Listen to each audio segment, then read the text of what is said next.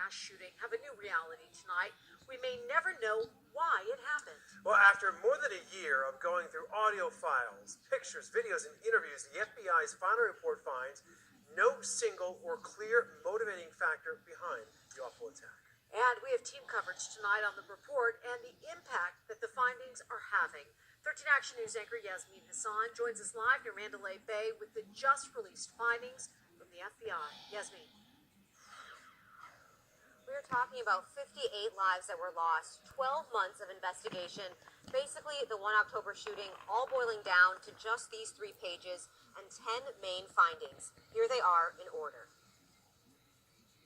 Nearly 16 months to the day that bullets rained down from the 32nd floor of the Mandalay Bay, one key question may never be answered. Why? The Las Vegas Review panel spent nearly 12 months looking into Stephen Paddock's life and came away with these limited findings. 1. No evidence the attack was motivated by any ideology or political belief. Also, Paddock acted alone. 2.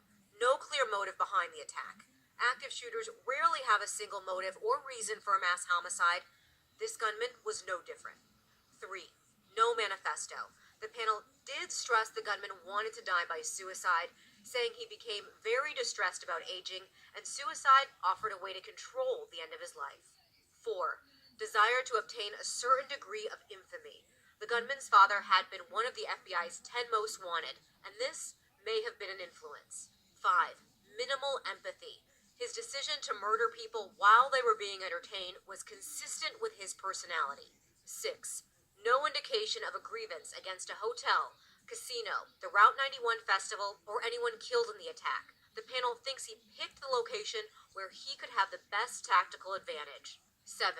The gunman could spend long periods of time and energy concentrating on one thing. This became his thing. 8.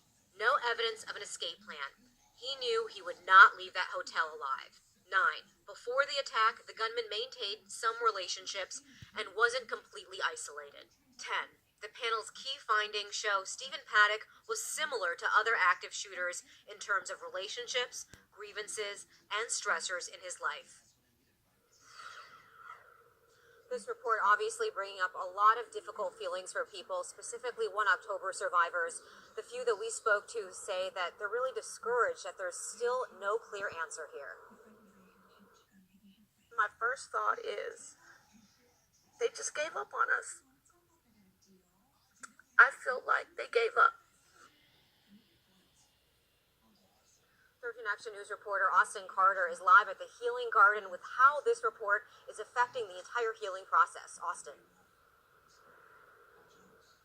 Hey Yasmin, and the big message here is that it is possible to move forward. And just like the Healing Garden, where we are now, the Vegas Strong Resiliency Center has also been a place for healing and a place that folks can still turn to when they need just a little bit of help getting through the healing process. Terry Keener is helping survivors traveling along their road to healing. She's the behavioral health coordinator at the Vegas Strong Resiliency Center. I think it's very natural to want to have an answer and to want to know why this happened. In news today, the FBI concluding its investigation into the 1 October mass shooting, unable to determine a definitive motive as to why Stephen Paddock opened fire, killing 58 people and injuring more than 900. I wasn't expecting the FBI to give up on us so soon. We're not even healed. How can you close the case? Survivor Shey Johnson was hoping this final report would give some insight into why it all happened. For more than a year, she's been in and out of physical therapy. She's also been trying to cope with the mental and emotional pain at the same time, often dealing with that part on her own. You need help. And people have moved on. They forget. But experts say closure is possible, even if it doesn't come in the form of an answer. It's unique for everyone, and their needs are unique, and they can find ways to move forward and find another purpose and find a way to move on and heal. Terry says to ask for help if needed, and to recognize when someone else needs a hand. Let them know they are loved, that even in the darkest of times, there's a light at the end of the tunnel, that there is help available locally. This is something that has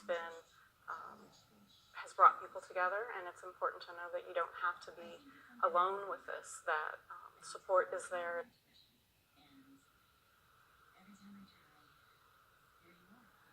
And if you are a survivor yourself or have a family member or friend who is still being affected by this shooting, we will have a link to the Resiliency Center's website as well as their phone number posted up on our website.